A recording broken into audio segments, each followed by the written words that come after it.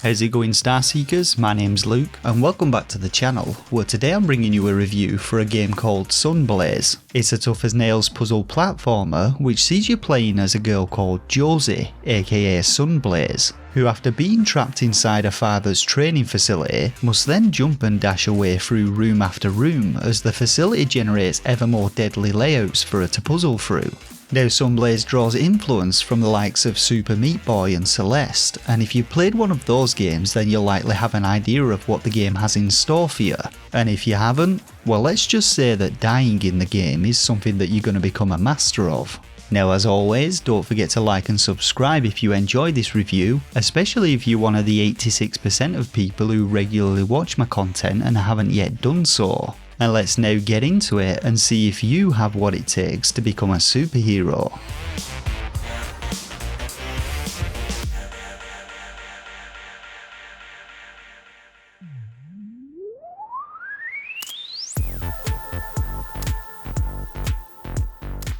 So Sunblaze is the debut title from the team over at Games from Earth, and it's available on the UK Switch eShop for £13.49, the US eShop for $14.99, and the game's also releasing on Steam.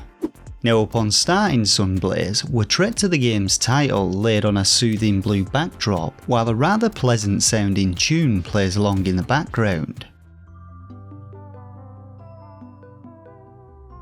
After playing the game though, I've come to the conclusion that this is intended to lull you into a false sense of security, as is the happy smiling face of Sunblaze herself, which reveals nothing about the challenge that you're about to face. Now Sunblaze takes place within the confines of a superhero training facility created by Sunblaze's father, a legendary hero who for some reason to me looks like Santa Claus with shades on. In the opening chapter, which also acts as the game's tutorial, we get to run Sunblaze through some very simple room layouts as her father looks on, but after making your way through the opening chapter, something goes horribly wrong and Sunblaze finds herself trapped in the training program.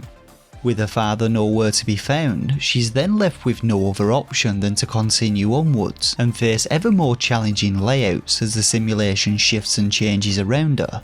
Now at its core, the control scheme for the game is very simple. You move Sunblaze with either the left analog or D-pad, can perform a jump with the B button and a dash with the A button. You can also perform a double jump by hitting B a second time whilst airborne, and there are a couple more advanced manoeuvres which we'll talk about later.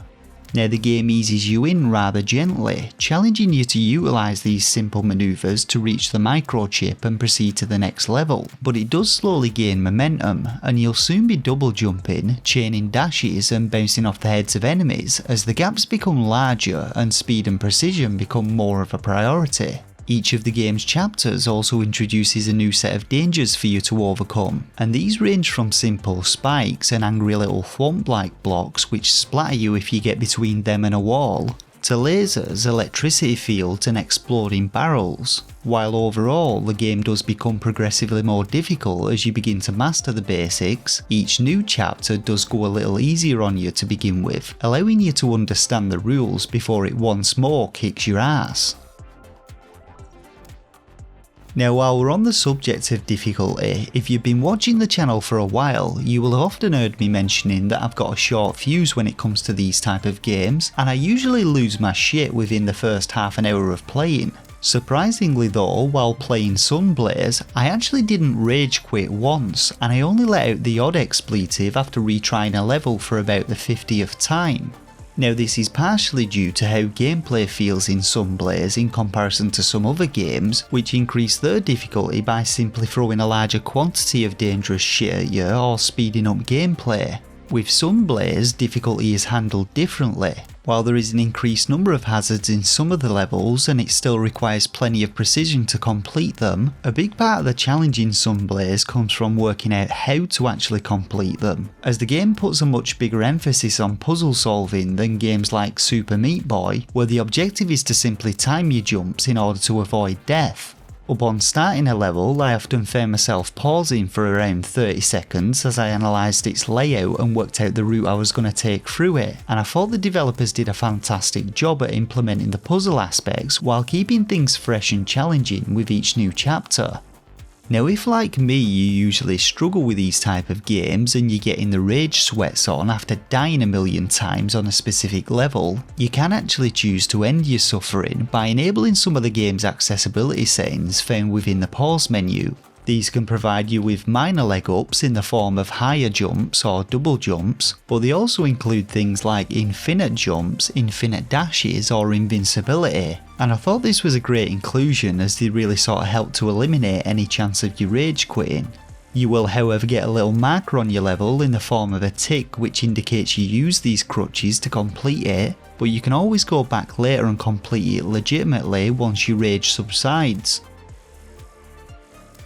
So no hard as nails game would be complete without the option of speedrunning the game, and in this regard Sunblaze also has you covered. The options menu contains a number of different settings which allow you to display in-game timers and skip cutscenes at the tap of a button, but gameplay itself also has several advanced movement maneuvers for you to master. By tapping your jump button quickly followed by a dash, you can drastically increase your forward momentum, and by combining a dash and jump against a wall you can bounce yourself off it to reach higher locations. Utilising these two mechanics I was actually able to complete levels much quicker, and on several occasions I was even able to skip portions of levels entirely.